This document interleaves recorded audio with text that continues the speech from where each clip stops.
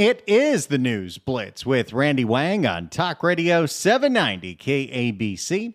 We're here every single day from 5 to 6 talking about the local issues that matter to you most and taking your phone calls at 800-222-KABC, 1-800-222-5222, your emails at randykabc@gmail.com, and search for the KABC News Blitz wherever you get your podcasts. Typically, the way this show works and the way that the John Phillips Show works is that I do a lot of research so you don't have to. I try to present you the most distilled down version of a story that you can understand. But today I'm doing something a little different. I actually have homework for everybody listening.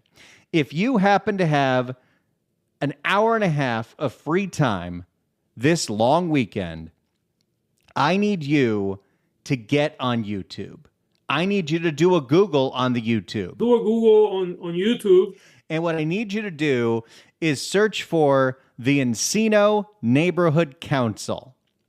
And if you search for the Encino Neighborhood Council, you can go ahead and subscribe to their channel. They only have 10 subscribers. But they posted a video last night. And the video is just titled August 28th, 2025. But that video is the full meeting from last night, the public safety meeting with the LAPD and the LAFD and LASA and the park rangers and the deputy mayor of public safety and representatives from Imelda Padilla and representatives from Nithya Raman, because of course they didn't show. This was the public safety meeting on the constant, rampant Sepulveda Basin homeless fires. Let me just tell you, as somebody who lives very close to that area and drives through it every single day, I have experienced more fires in the Sepulveda Basin this year than any year I can remember, and I have lived in this neighborhood for 7 years now. I moved in Memorial Day 2018, and it has never been this bad. There are so many fires all coming out of the people who live in the Sepulveda Basin, the homeless who live in the Sepulveda Basin, which, if you're not aware, the Sepulveda Basin is the largest green space in the San Fernando Valley, and it is massive. It's also a jurisdictional mess because a lot of it is owned by the federal government and the Army Corps of Engineers, but it's leased out to the city, and there's constant finger pointing of whose responsibility it is to clean up this space. But it's not like government can't keep the homeless out of certain parks.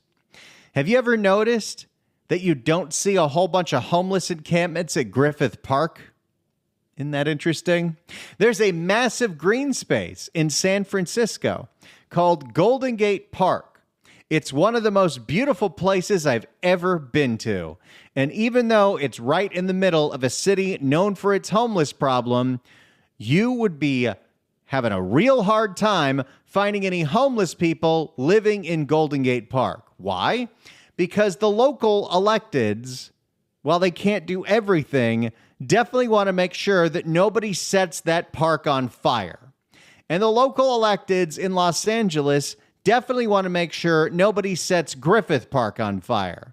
But the local electeds, through their inaction over many years, have shown us they don't care how many times the Sepulveda Basin gets set on fire. Whether it's at Balboa Park, Woodley Park, the golf courses, the Sepulveda Basin Wildlife Preserve, or all of the other space around the dam, the government does not care how many times it gets set on fire. And this can be for very many reasons, but I think the simplest reason is Los Angeles as a city does not give a you-know-what about the San Fernando Valley. And that is something that I learned I haven't even finished listening to this meeting. I'm only an hour and 18 minutes into this meeting, but what I have learned is the city of LA does not care. The city of LA doesn't care what happens in the San Fernando Valley. This is the largest green space in the valley. This is a place that's supposed to be home to an Olympic venue in 2028 for 3-on-3 basketball and BMXing and skateboarding. But the city of LA does not care what happens in the valley. Residents in the valley might make up a big portion of the tax base, but the city of LA doesn't give us anywhere close to the amount of services we're entitled to. And why don't I start with the first thing that I learned in this meeting?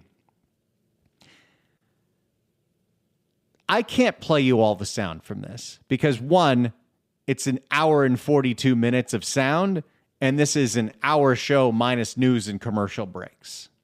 Also, because this was just taped on somebody's phone in a large hall, the sound quality isn't perfect. But it's good enough that if you play this on your computer or on your phone over the weekend while you're walking, while you're driving, you'll hear the entire thing, and you'll hear the chain of command of failure. And everybody gets a taste. There's failures at LAPD based on policies written for the LAPD. There's failures at the LA Fire Department based on policies written for the fire department. There's failures with sanitation. There's massive failures with the Los Angeles Homeless Services Authority. In fact, the only representation on this stage that was being completely upfront about their challenges and not making excuses was the park rangers. The park rangers who, this is something I did not know. We only have 2 park rangers assigned to not just Balboa Park, not just the Sepulveda Basin. No, the Parks and Rec Department, which is incredibly understaffed and incredibly under budget, because of course it is, has only 2 park rangers for the entire San Fernando Valley. There's a whole team for Griffith Park, but the entire valley has 2 park rangers for a population center of 2 million people. There are more people in this tiny little hell valley than there are in the entire state of New Mexico. And what do we get for it? We get nothing. Now, many years ago, before I was of age to vote, there was an initiative. There was an idea. Since the valley doesn't have representation, since the valley does not get the services that equal the tax dollars that go into the city, the valley should split off into its own city. It was called Valley Secession, and it ended up not going through. But one of the concessions that was made was we're going to start listening to our neighborhoods, and we're going to create a system of neighborhood councils. And here's the thing about neighborhood councils. These are made up of volunteers. They don't have any budgets. And while the Encino Neighborhood Council got some play on the news, and Marla Tejas even interviewed the head, and they got all these people into a hall to answer questions, nothing is going to change from this. Nothing is going to change from any of this because the city council does not care. How do I know this? They didn't show up to this meeting. Imelda Padilla and Nithya Raman both have jurisdiction in the Sepulveda Basin. Where were they on a Thursday night? I mean, I know Imelda was just constantly clicking refresh on her Twitter feed to see all the haters now that she did that video with Pod Save America. But where was Nithya? Oh, they sent representatives. The mayor? Where was she on a Thursday night? Oh, she sent her deputy mayor of public safety. No, not the one that called in bomb threats. No, they had to replace him with a new guy whose biggest excuse for why he hasn't done anything is, it's my first day. I've only been here for 4 months. You can't blame me. There were so many things that I learned in this hour and 42-minute meeting that you need to know and you need to activate and tell your neighbors about, whether you take notes and you tell them or you send them the link.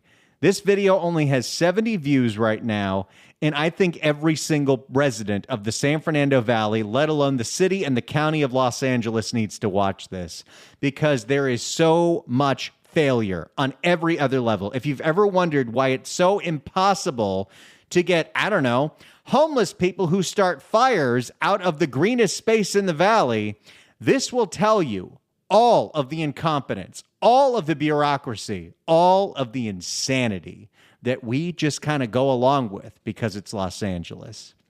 I appreciate the Encino Neighborhood Council holding this meeting.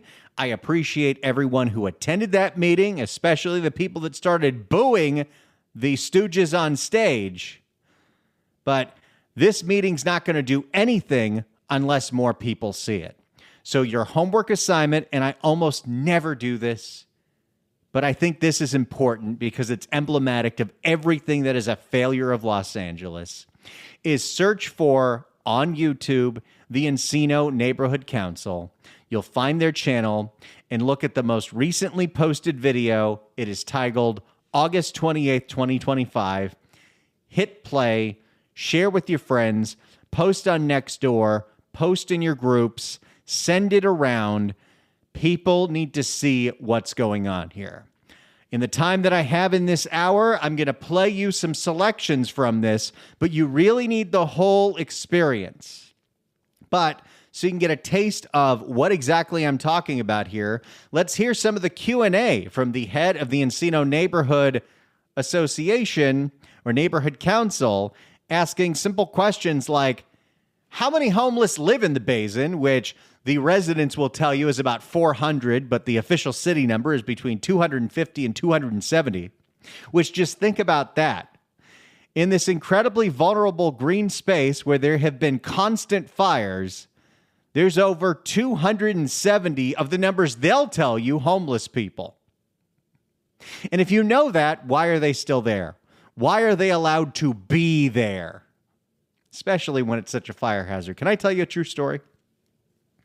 I was on vacation a few weeks ago in New Mexico, and I have a neighbor across the street, and anytime the basin is on fire, she's asking me, because I'm connected to the news, hey, what is this? What's going on? And I'm like, what do you think it is? It's another homeless encampment or a propane tank explosion. Well, while I was out of town, she texted me, the basin's on fire again.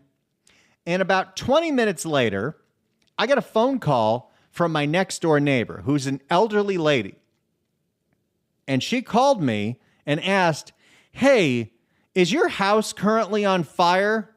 Because it smells like fire around here. I had to explain to her that as far as I knew, my house wasn't on fire, but thanks for the heart attack. What's going on is, once again, there's a Sepulveda Basin fire. And what do you know? All that ash, all that smoke, all that disgusting smell goes right over to our neighborhood because we're very close to it. And then what? You had another big fire this week, and now you've had news crews go in there and find out that there's homeless encampments with booby traps? Not even exaggerating. But let's see if we can get an answer on how many fires are started by the homeless in the Sepulveda Basin. How many fires have there been in the basin in 2024 and to date in 2025? Okay, simple question. How many fires have been started in this area, which includes a protected wildlife sanctuary, since 2024 and the first half of 2025? Want to make sure. Is it working out? Okay. So in 2024, we had 451 fires. Now, 451 homeless fires in this one section of the San Fernando Valley, the Sepulveda Basin. Yeah, it's a big area. It's like 2,000 acres. But just think about that number. Over 400 fires. That's more than one a day. that could be, those are reported fires. So it could be a rubbish fire, it could be a warming fire. And then since January 1st... Because, you know, I don't know if you're aware of this, even on the hottest days, the brush in the basin doesn't just ignite. No, there needs to be a start to a fire.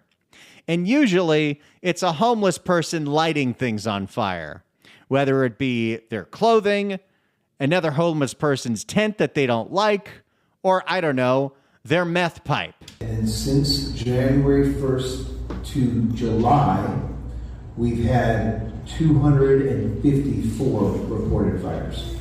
Oh, so we're going to break that record. The first half of 2025, we've had 250 fires, which makes sense because I can count at least 5 times that I got off the 405 freeway at Burbank and saw an active fire or saw a giant plume of smoke. It's happening constantly.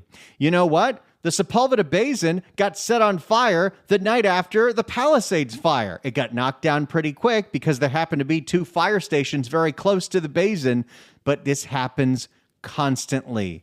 And I'm glad to see the neighbors are fed up with it. But I don't know how we change all this when there is so much failure at every level.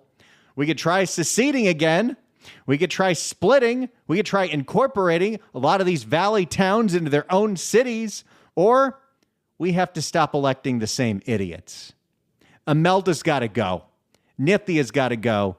And Karen Bass has got to go. That would be a start. No, that is not accurate. So now keep in mind those are reported fires. So we may have 2 or 3 911 phone calls for the same fire. That's still hundreds of fires. You're not helping yourself. 70 to 80% of those were related to warming fires or rubbish fires. We've had about... Okay, so of all the fire calls that they get in the basin, they're admitting 80% are related to the homeless. Great. 7 of them that go into large acreage. But most of those were small contained fires because of our aggressive attacks on those fires. Is there a possibility on a bad weather day that one of those smaller fires can erupt into something much more serious? So understand, and one of the questions I commonly get is, can we get a heat map of where all the fires occur? So the way we run our maps is by the 911 calls. So the majority of our calls, if you were to look at our heat maps, look like they all came from the same area or encampment. That's not necessarily the case, because that's where the 911 calls are being originated from, because people usually give a cross street as to where they are located. A lot of these fires, when I say 70 and 80% of those, could be started by cigarettes, they could be started by chains, they could be dragging along Burbank Boulevard, they could be started by catalytic converters. We know what most of them are started by. Let's not wash away the nonsense. But even the LAFD deputy here kept sugarcoating the situation, including a clip that I'll play you later, where he tries to defend the homeless that are living in this incredibly vulnerable area. I got a lot of sound to play, definitely not enough, because you need to watch this video, you need to share this video, do a Google on the YouTube and search for the Encino Neighborhood Council, find this video August 28th, 2025, watch it, listen to it, share it with your friends, because this will tell you everything you need to know about why the city of LA doesn't give a damn about all the fires that are happening in the Sepulveda Basin. 800-222-KABC is the phone number, 1-800-222-5222. If you have a better excuse why the city of LA doesn't allow homeless in Griffith Park, but they do in the Sepulveda Basin, give me a call. 800-222-KABC, 1-800-222-5222. It's the Angry Valley Resident Show on Talk Radio 790 KABC. It's the News Blitz with Randy Wang on KABC. I just posted this video, the Encino Neighborhood Council meeting on the homeless fires in the Sepulveda Basin, on my social media. So if you go on Twitter at Randy Wang Radio, you can click on the YouTube link there, share it with your friends, post it everywhere, and watch this video. If you want to say exactly why there is so much failure and passing of the buck and all this nonsense in Karen Bass's homeless emergency, why we cannot clear out dangerous fire-starting homeless from the Sepulveda Basin. 800-222-KABC is the phone number, 1-800-222-5222. Let's go to David in San Bernardino. David, hello. Hey, how you guys doing today? Thank you for taking my call. I just have a quick, unique question. That's something I know one's talk about. I'm living in San Bernardino right now, but I'm from Los Angeles. So when I go home to visit my family, you know, I've noticed the homeless has been a lot more than as usual, right? So I have this theory. I want to know how many fires and how many homeless encampments have been started since marijuana has been somewhat legal in our state.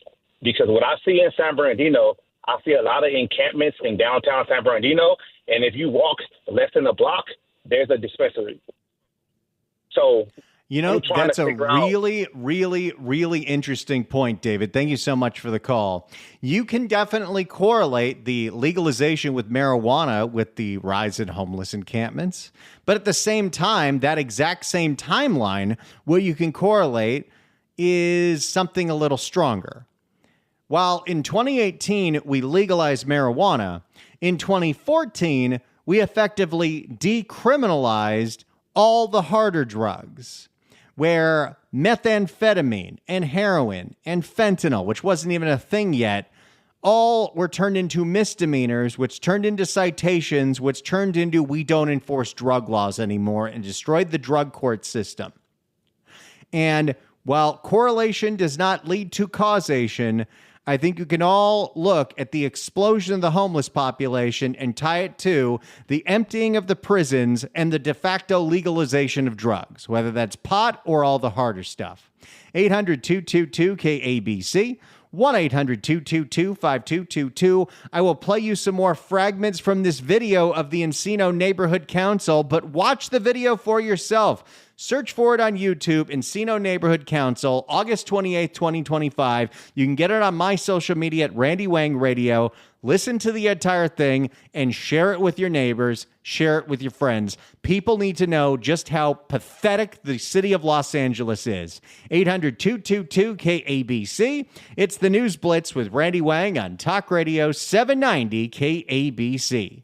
It is the News Blitz with Randy Wang on Talk Radio 790 KABC. We're here every single day from 5 to 6 talking about the local issues that matter to you most and taking your phone calls at 800-222-KABC, 1-800-222-5222. Your emails at randykabc@gmail.com and search for the KABC News Blitz wherever you get your podcasts.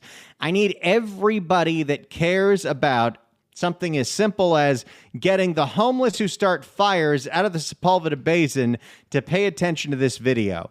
The Encino Neighborhood Council had a meeting last night, a public safety meeting with representatives of the mayor's office, city council, although none of them actually showed up, LAPD, LAFD, sanitation, LASA, and the park rangers to explain why the city can't do anything about the fact that we've had over 250 homeless fires in the Sepulveda Basin this year alone. And the year's not over. So I need you to share that video with your friends, with your family, post it on social media, post it in your Facebook groups, and watch it. Watch the whole thing, and you'll learn a lot about why LA is such a failure to do anything. Let's try to see how hard it is to just get the answer of whose responsibility is it to clear the homeless from the basin once we find them. It is illegal for them to be encamped in the park. They're not allowed to be in the park. And you're coming across these homeless people in the park with encampments and dangerous paraphernalia, and you are not clearing them out. Why are you not clearing them out when you find them and see them? If you're doing this planning, why aren't you clearing out the homeless once you find them and say, hey, get out of here, you're not allowed to be here? Well, I think that question... This is the new deputy mayor of public safety for Karen Bass, because the old one got in trouble for calling in a fake bomb threat. Well, I think that question is best answered by the LAPD senior lead officers who work in this area. Boy, there's something that just makes me happy when the locals start booing public officials. Will it change the way they vote? Probably not. So the police department is not responsible for removing the homeless. Okay, so the mayor's office isn't responsible for removing the homeless. The LAPD's not responsible for removing the homeless. Who's responsible for removing the homeless? So the police department is not responsible for removing the homeless. We enforce the laws and we make arrests. How about if they're doing meth? How about if they're starting fires? With my numbers, we've made 20 arrests in the Sepulveda Basin year to date. There's 400 of these people. We have had extra patrols through there. We have written 190 citations. Officers have made over 200 stops in the basin. We have collaborated with different entities. There are three different entities in the basin, three entities we collaborate with. We collaborate with Council District 6. We collaborate with the Army Corps of Engineers, and we collaborate with the Department of Recreation and Park, the Park Rangers.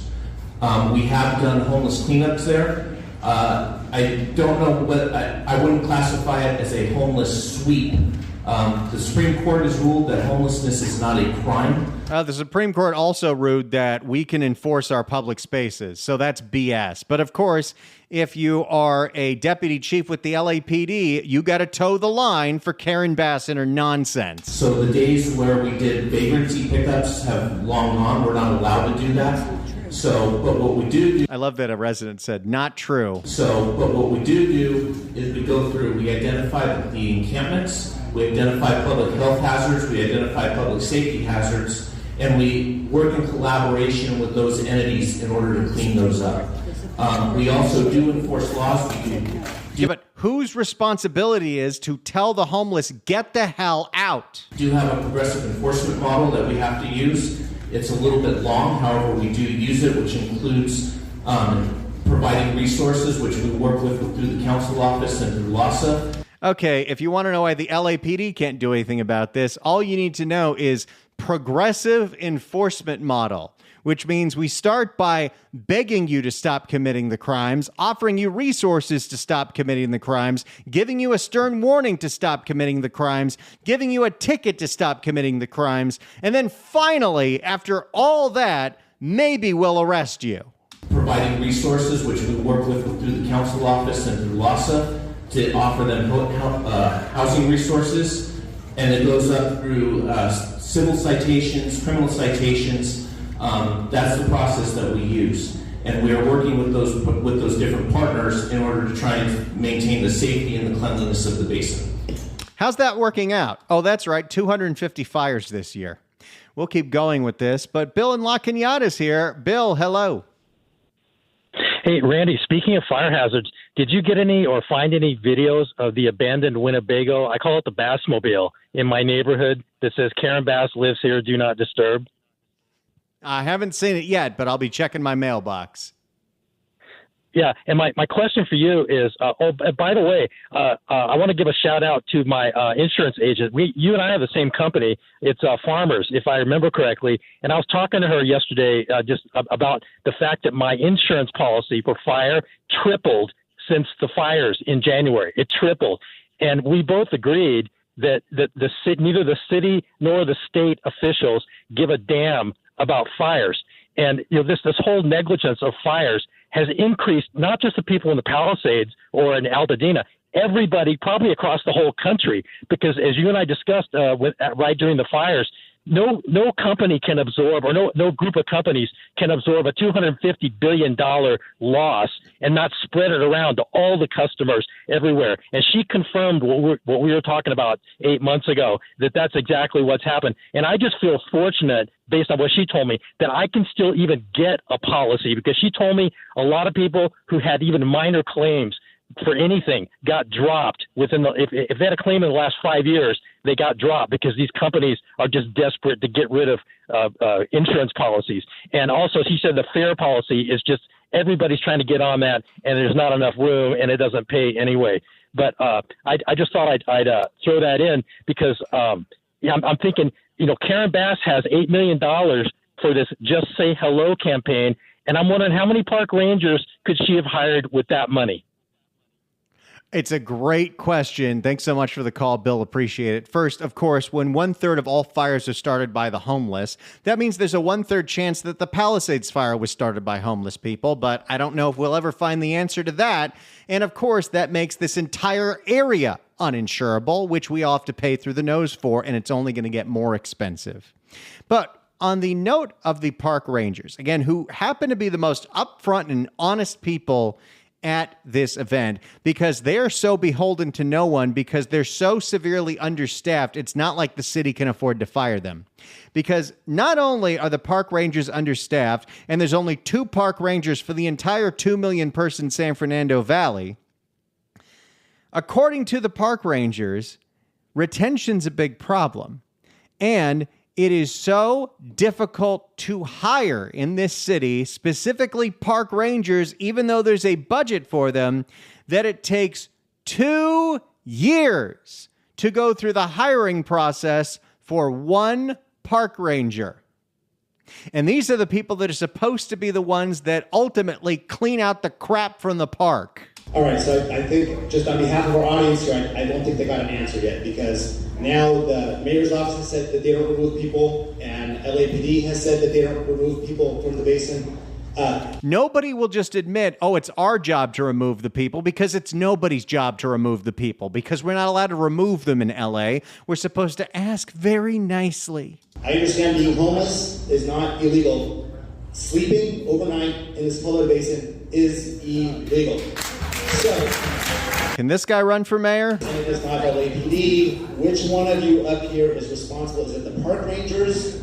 Who is responsible for when an identified person is breaking the law in an encampment with dangerous paraphernalia and booby traps? Who gets them out?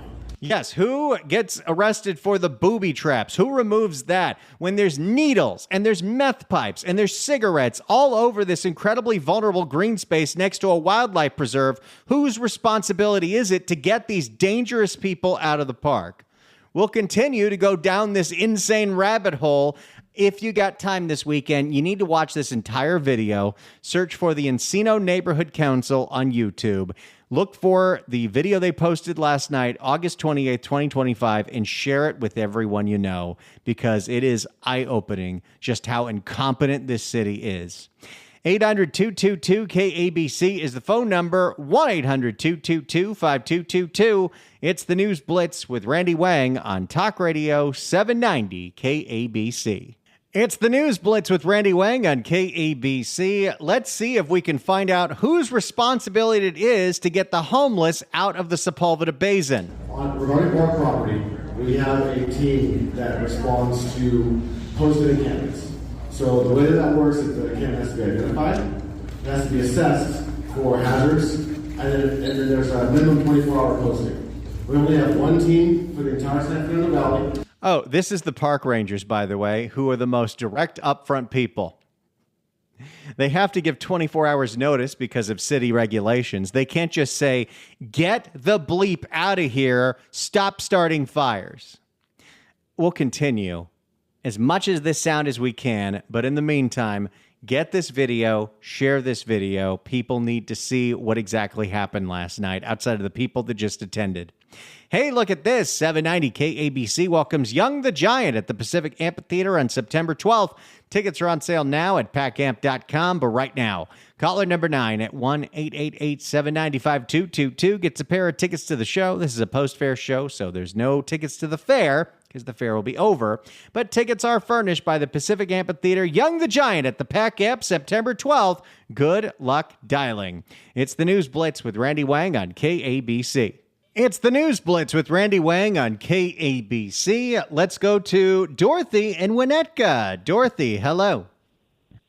Hi, Randy. I don't think that the city council is going to do anything about this homeless thing. We've been paying taxes on our houses for years for HH and HHS, and I called my council's office 2 weeks ago. They cleaned it up their back this week, even more people. And plus, where do they get all the bikes and all the stuff that they have to house? That's bad enough having the trailers. So thank you very much. They steal a whole bunch of stuff, and we have to, of course, pay for space for it when we clear their encampment. Thanks so much for the call. Appreciate it. There is no plan. And, you know, it's worth reiterating that it was Karen Bass who ran on the platform of we need and this was brought up at the meeting by the neighborhood council, we need a FEMA-style emergency. She declared a state of emergency. Are we acting like a state of emergency? No, we are not. We only have one team for the entire San Fernando. This is the Park Rangers. We only have one team for the entire San Fernando Valley. So to understand that, and there is not a park ranger assigned to that team. It is a security guard that's assigned to that team for cleanup. We have one team to deal with homeless encampments in parks in the entire San Fernando Valley. If you needed any more evidence that the city of LA doesn't give two craps about the valley, there it is. They will call a park ranger if they need it, and that team's responsibility is to remove the encampment. The person does need to leave the area. There's one team. We have to give 24 hours notice. This was after the city said, oh, it's the police. The police said, no, it's not us. And the park rangers are like, oh, it's us, but we don't really have anybody. The person does need to leave the area, but there's nothing stopping that person from coming back to that area after the team has come and cleaned up. So that's... How many people were on the team? How many people were on the team? You're going to have 2 security officers. Unbelievable. Stuart in Seal Beach writes in at wrong show. Stuart in Seal Beach writes in at randykabc@gmail.com. You know that's going to happen. Randy, what the public officials did not state last night at the Encino Council meeting, but were muttering under their breath, is get the bleep out of the valley and find a place to live in Simi Valley, where 90% of Simi homeowners are police, fire, and other LA City and LA County employees. Problem solved. Can we set up a GoFundMe page for you to GTFO out of the valley? I love that. Thank you, Stuart. Wish I could live in Seal Beach. Believe you me, I think about it every day. And when interest rates go down and I have a viable path to get out of the city of Los Angeles, I will be getting out of the city of Los Angeles. Might get out of the whole state of California at the same time and move to New Mexico. You know, if that can ever work out. I'll still do this job. I'll still be here. I'll just be complaining about LA for a much more beautiful place. It's the News Blitz with Randy Wang on Talk Radio 790 KABC.